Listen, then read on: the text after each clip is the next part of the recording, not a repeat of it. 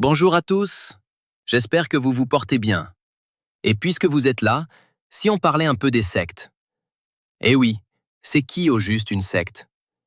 Il faut bien le dire, de nombreuses personnes utilisent inconsidérément le mot secte sans en comprendre vraiment le sens.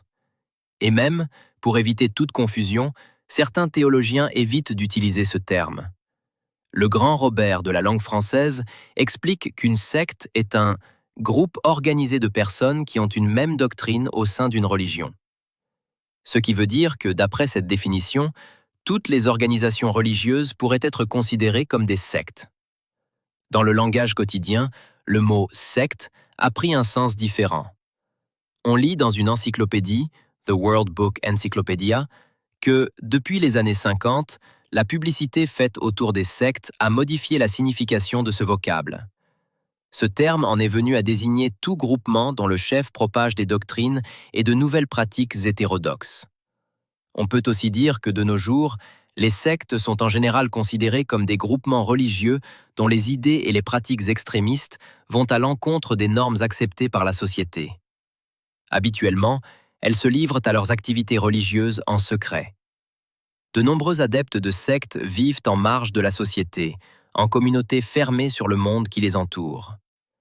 Alors, le mot grec airésis, d'où vient le français hérésie, signifie choix ou ce qui est choisi, et, par suite, un groupe d'hommes qui se séparent d'autres et suivent leur propre doctrine, une secte ou un parti.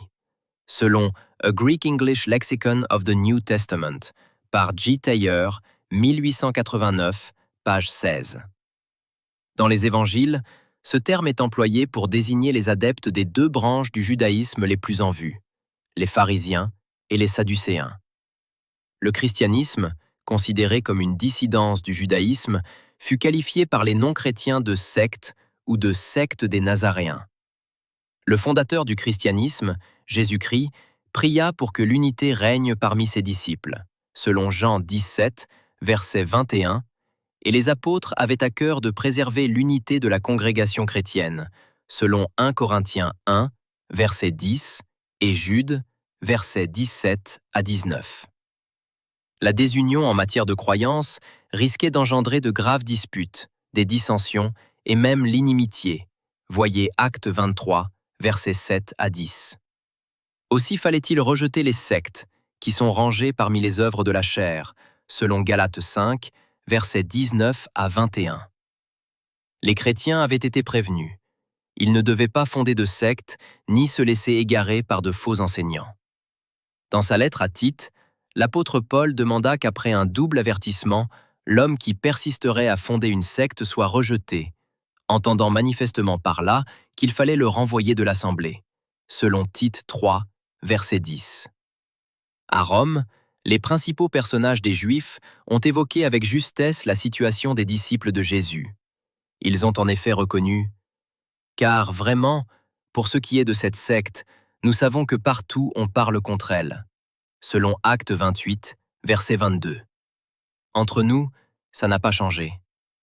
Ce nouveau groupe fondé par Jésus-Christ était apparemment considéré par certains comme un mouvement religieux dont les idées et les pratiques, qualifiées d'extrémistes, ça ne vous rappelle rien, étaient en conflit avec les normes sociales de l'époque. Nombre de nos contemporains auraient sans doute tenu les chrétiens pour une secte dangereuse. Les accusateurs étaient souvent d'importants membres respectés de la localité, ce qui, vraisemblablement, donnait du poids à leurs allégations. Bien des personnes ont cru aux accusations portées contre Jésus et ses disciples. Pourtant, vous le savez peut-être, aucune de ces accusations n'était fondée. Le fait que les gens disaient ces choses ne garantissait pas pour autant leur véracité. Donc, rien de nouveau sous le ciel. Que Dieu vous conduise vers son cher Fils unique, Jésus. C'est terminé, et je vous dis à bientôt.